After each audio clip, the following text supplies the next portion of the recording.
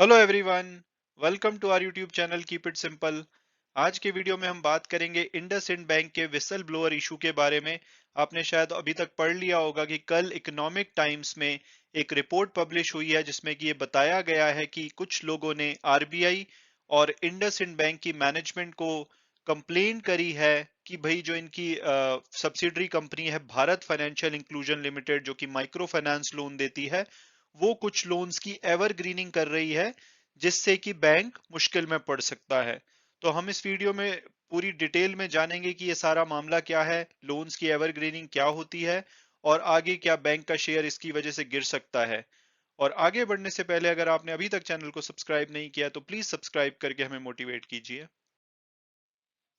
तो सबसे पहले अगर हम इस न्यूज के बैकग्राउंड को समझें तो कल यानी कि 5 नवंबर को द इकोनॉमिक टाइम्स ने एक रिपोर्ट पब्लिश करी है जिसमें उन्होंने कहा है कि कुछ लोगों ने जिसमें कि भारत फाइनेंशियल इंक्लूजन लिमिटेड के सीनियर एम्प्लॉयज भी शामिल हैं। तो ये भारत फाइनेंशियल इंक्लूजन लिमिटेड क्या है? ये इंडस इंड बैंक की एक सब्सिडरी कंपनी है जो कि माइक्रो फाइनेंस लोन देती है। तो उस रिपोर्ट में ये पब्लिश किया गया है कि इसके कुछ सीनियर एम्प्लॉयज ने और कुछ लोगों ने रिजर्व बैंक ऑफ इंडिया और इंडसइंड बैंक के बोर्ड को अलर्ट किया है कि जो भारत फाइनेंशियल इंक्लूजन लोन्स दे रहा है उसमें कुछ लैप्सेस हैं गवर्नेंस के, अकाउंटिंग नॉर्म्स के। और ये क्या कर रहे हैं कि जैसे कोविड के टाइम पे इन्होंने बहुत सारे लोन बांटे थे और अब लोग उन लोन्स को पे नहीं कर पा रहे हैं। तो इंस्टेड ऑफ उनको बेड डेट्स बोलने के या नॉन परफॉर्मिंग असेट बोलने के, बैंक क्या कर रहा है, उन लोगों को उनकी मर्जी के बिना नए लोन्स इशू कर रहा है जिससे कि वो पुराने जितने भी ड्यूज हैं वो क्लियर करते जा रहे हैं लेकिन उनका जो प्रिंसिपल है वो लगातार बढ़ता जा रहा है। तो इन लोगों ने अलर्ट किया है कि भाई आरबीआई और जो इंडसइंड बैंक के बोर्ड मेंबर हैं उनको इस चीज को चेक करना पड़ेगा। अगर उन्होंने टाइम से एक्शन नहीं लिया तो ये बैंक को बहुत बुरी तरह से इम्पैक्ट कर सकता है। और एवरग्रीन लोन जैसे उन्होंने एक वर्ड यूज किया है कि ये एवरग्रीनिंग लोन्स की कर रहे हैं। तो एवरग्रीन लोन ऐसे लोन होते हैं जो कि इंटरेस्ट ओनली लोन्स होते हैं जिसमें कि प्रिंसिपल पेमेंट को बहुत लंबे समय के लिए डेफर किया जा सकता है। तो उनका कहना है कि ये ऐसे ही कर रहा है कि जो भी प्रिंसिपल ड्यू है उसको रिकवर करने की बजाय उनको नया लोन दे रहे हैं और उससे वो पुराना इंटरेस्ट को क्लियर कर रहे हैं। तो एक्चुअल में लोन का अमाउंट बढ़ता जा रहा है। और अगर हम एक एग्जांपल के लिए समझे, मान लो कि आपको एक बैंक ने 1 लाख का लोन दिया जिसपे कि 10% आपको इंटरेस्ट देना है 10,000 रुपए का, लेकिन आप 10,000 रुपए चुका नहीं पा रहे तो उसको क्लीन करने के लिए बैंक ने 10,000 रुपए और आपको लोन दे दिया। तो एक्चुअल जो प्रिंसिपल है वो 1,10,000 हो गया और लेकिन वो जो 10,000 पुराने थे वो क्लियर हो गए। अब उसके बाद क्या होगा कि अगली बार आपको 1,10,000 पे 10% इंटरेस्ट देना पड़ेगा तो आपका जो इंटरेस्ट अमाउंट होगा वो 11,000 रुपए हो जाएगा। अब आपके पास 11,000 भी नहीं है तो बैंक क्या करेगा कि 11,000 और आपको दे देगा नया लोन। तो उससे आपका लोन बढ़ के 1,21,000 हो जाएगा जिसमें से कि वो 11,000 जो पुराने इंटरेस्ट के हैं वो क्लीन कर देंगे। तो ऐसा अगर चलता रहा तो आपका प्रिंसिपल लगातार बढ़ता जाएगा और एट सम पॉइंट ये जाके बैंक के लिए प्रॉब्लम बनेगा। तो अब अगर हम बात करें कि भाई इंडसइंड बैंक का क्या बोलना है इस सब एलिगेशन पे, तो उन्होंने सिंपली डिनाई किया इन एलिगेशन को। उन्होंने कहा सब ये फालतू की बात है, ऐसा कुछ नहीं है। उन्होंने बोला है कि जो भी भारत फाइनेंशियल्स ने लोन ओरिजिनेट और मैनेज किए हैं, चाहे वो फर्स्ट वेव में हो कोविड की या सेकेंड वेव में हो, वो पूरी तरह से कंप्लायंट हैं और उसमें सभी रेगुलेटरी गाइडलाइंस फॉलो की गई हैं। हालांकि बैंक ने बोला है कि जब पेंडेमिक चल रहा था तो कुछ कस्टमर्स को ऑपरेशनल डिफिकल्टी आई थी और उन्होंने बीच बीच में कुछ इंस्टॉलमेंट पे नहीं करी हैं। लेकिन उन्होंने हमेशा जो भी उनके कस्टमर है उन्होंने स्ट्रॉन्ग इंटेंट दिखाई है कि जो भी अमाउंट ड्यू है वो उसको पे करना चाहते हैं और उन्होंने कोशिश करी है कि जब जब वो पे कर सकते हैं उन्होंने पे किया है। इसके अलावा बैंक ने बोला कि भाई कोविड की वजह से उन्होंने क्लाइंट की नीड को समझते हुए और क्योंकि वो बहुत बड़ी प्रॉब्लम थी तो कुछ अपनी जो अप्रोच है उसको चेंज किया है।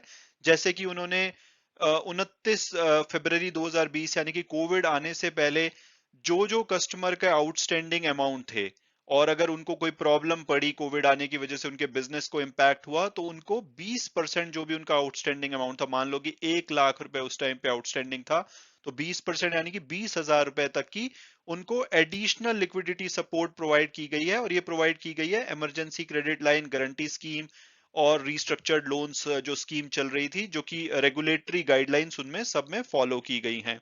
इसके अलावा उन्होंने कुछ कस्टमर का जो मॉरेटोरियम है, यानी कि जो पेमेंट है, उसको पोस्टपोन कर दिया है ताकि उनके ऊपर इमीडिएट कैश फ्लो का प्रेशर ना पड़े। इसके अलावा जिन जिन कस्टमर ने अपने एरियर्स और जो भी उनके अमाउंट ड्यू थे वो पे कर दिए हैं, उनकी मर्जी के बाद, इन्होंने बोला है कि उनकी मर्जी के बाद, ऐसा नहीं कि उनकी बिना मर्जी के, उनको additional loan with a longer tenure, यानी कि लॉन्ग टर्म के लिए उनको एडिशनल लोन प्रोवाइड किए हैं, जिसमें कि जो उनकी इक्वेटेड वीकली इंस्टॉलमेंट है उसको भी थोड़ा कम रखा गया। तो इस तरह से कुछ उन्होंने डिफरेंट अप्रोच अपने क्लाइंट्स के लिए नीड बेसिस अपनाई है, लेकिन ऐसा नहीं है कि उन्होंने कुछ भी गाइडलाइंस के अगेंस्ट किया है, कंप्लायंस नहीं फॉलो किया है।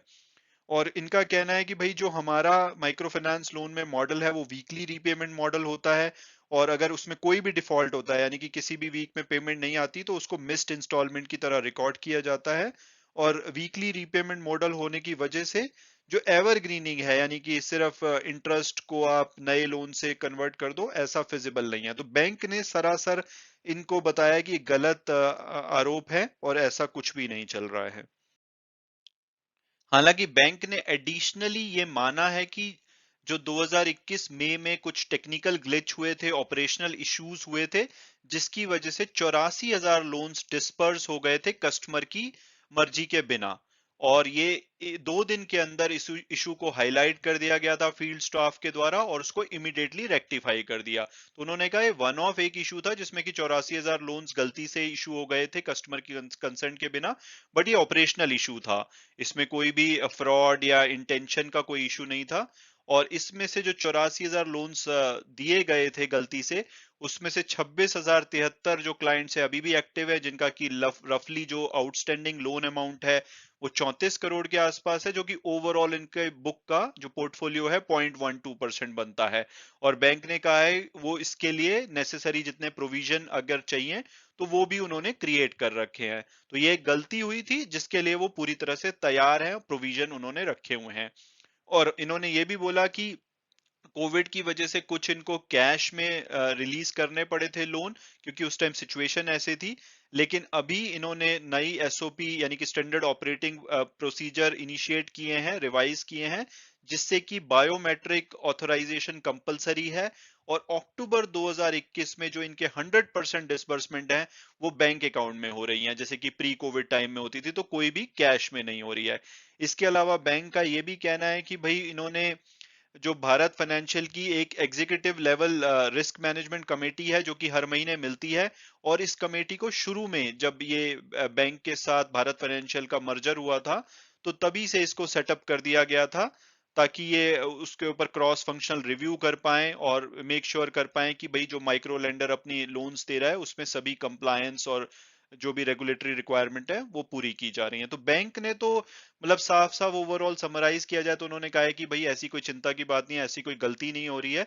सिर्फ एक बार एक मई में एक एपिसोड हुआ था जिसमें कि कुछ लोन्स गलती से किए गए थे, लेकिन उसको भी प्रोविजन कर लिया गया है, और उसके बाद अपनी प्रोसेस को इन्होंने इम्प्रूव कर दिया है ताकि आगे से कोई ऐसी प्रॉब्लम ना हो।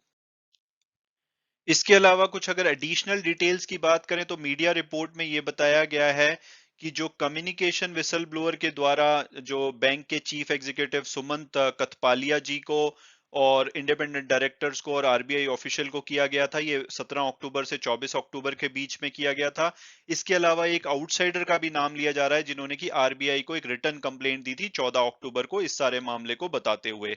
और रिपोर्ट में ये भी बताया, ये भी हाईलाइट किया गया है कि अक्टूबर 14 की जो कंप्लेंट है उससे एक महीना पहले जो भारत फाइनेंशियल लिमिटेड है उनके जो नॉन एग्जीक्यूटिव चेयरमैन थे एम आर राव, उन्होंने रिजाइन कर दिया था।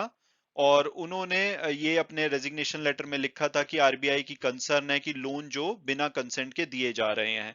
तो मतलब कि इस मामले में पूरी गलत बात है, ऐसा लगता नहीं है, कि थोड़ा सा तो इशू लगता है। तो आगे आने वाले टाइम में देखना होगा कि इसमें कोई सच्चाई है या ये कंप्लीटली इनकरेक्ट इंफॉर्मेशन है। और अब अगर बात की जाए इनके शेयर प्राइस की कि क्या इंडसइंड बैंक का शेयर करंट प्राइस पे लेना चाहिए, या अगर इस न्यूज की वजह से अगर मंडे को कोई करेक्शन होती है शेयर में तो क्या उसको लेना चाहिए। तो अगर सबसे पहले इसकी पास्ट परफॉर्मेंस देखें तो लॉन्ग टर्म में इन्होंने लगभग 23% की नेगेटिव रिटर्न दिया, यानी कि 3 साल की रिटर्न इनकी 23% नेगेटिव है। एक साल में हालांकि इन्होंने 75% की अच्छी रिटर्न दी है, पिछले 3 महीनों में लगभग 16.5% की, और पिछले एक वीक में भी ये 1% के आसपास बढ़ा है। और जो इनके रिजल्ट आने के बाद मोतीलाल ओसवाल और Arihant capital market brokerage house की रिपोर्ट्स आई हैं, उन्होंने इसका टारगेट 1322 और 1400 रुपए दिया है। तो रफली आप बोल सकते हैं कि 1350 के आसपास ऑन एन एवरेज। और अगर हम टिकर टेप के प्रिडिक्टिव एनालिसिस को देखें तो वो इसका एवरेज प्राइस 1304 बताते हैं, हायर साइड पे 1751 और लोअर साइड पे 668। और जो अभी करंट क्लोजिंग हुई है लास्ट सेशन में वो 1189 पे हुई है, तो ये बोला जा सकता है कि अभी अपने एवरेज प्राइस से काफी नीचे पे अवेलेबल है। और अगर हम इनका पीयर्स एनालिसिस और फंडामेंटल देखें तो एक लार्ज कैप कंपनी है। अगर पी रेशो की बात की जाए तो इनकी लोअर साइड पे, यानी कि वैल्यूएशन इसका अट्रैक्टिव लगता है। सिर्फ एक्सिस बैंक का ही इनके कॉम्पिटिटर में है जो कि इससे ज्यादा अच्छी पी रेशो है। और पीबी रेशो की बात की जाए तो वो भी दूसरे बैंकों के मुकाबले इनकी अट्रैक्टिव लगती है सबसे ज्यादा। हालांकि रिटर्न ऑन इक्विटी इनकी लोअर साइड पे है। नेट इंटरेस्ट मार्जिन एवरेज है, मतलब अगर इनके कॉम्पिटिटर के देखे जाए तो वो इसी के आसपास हैं। तो अगर मेरी ओपिनियन पूछी जाए तो मुझे लगता है कि इस बैंक के साथ थोड़े हिस्टोरिकल इश्यूज रहे हैं। पहले एक टाइम पे ये 2038 रुपए का इसका शेयर प्राइस होता था, फिर जब कोविड में ये गिरा तो 235 रुपए तक नीचे गिरा। तो बहुत ही ज्यादा वाइल्ड स्विंग दिखाता है। इसके साथ पहले जैसे आईएलएफएस का इशू था, वहां पे इनका बहुत बड़ा एक्सपोजर था। फिर वोडाफोन में भी इनके एक्सपोजर की बात आ रही है। तो अगर मेरी ओपिनियन पूछी जाए तो मुझे लगता है कि अगर आप सेफ इन्वेस्टर हैं तो एक्सिस बैंक का वैल्यूएशन भी अट्रैक्टिव है, तो उसको कंसीडर किया जा सकता है। और उसमें काफी अच्छी करेक्शन भी आ रखी है पिछले कुछ टाइम से जब से उनके रिजल्ट आए हैं। लेकिन अगर आपकी रिस्क एपेटाइट है, थोड़ा सा आप रिस्क लेना चाहते हैं, तो अगर इंडसइंड बैंक में मंडे को या आने वाले कुछ दिनों में कुछ करेक्शन आती है इस न्यूज के बेसिस पे, तो वो कंसीडर किया जा सकता है इसको खरीदने के लिए, क्योंकि अभी ये एवरेज प्राइस से नीचे पे अवेलेबल है। और इसमें पोटेंशियल है कि ये यहाँ से इजीली 10 से 40% की रिटर्न आपको 1 से 2 साल में दे सकता है अगर सब चीजें ठीक ठाक चली तो। हालांकि वीडियो क्लोज करने से पहले मैं हमेशा की तरह डिस्क्लेमर दूंगा कि ये मेरा पर्सनल व्यू था। अगर आप इसमें इन्वेस्ट करना चाहते हैं तो आप अपने फाइनेंशियल एडवाइजर से बात कीजिए, अपनी फर्दर रिसर्च कीजिए, उसके बाद अगर आप कंफर्टेबल होते हैं तभी आप इस शेयर में इन्वेस्ट कीजिए। Thanks so much for watching the video and God bless you all.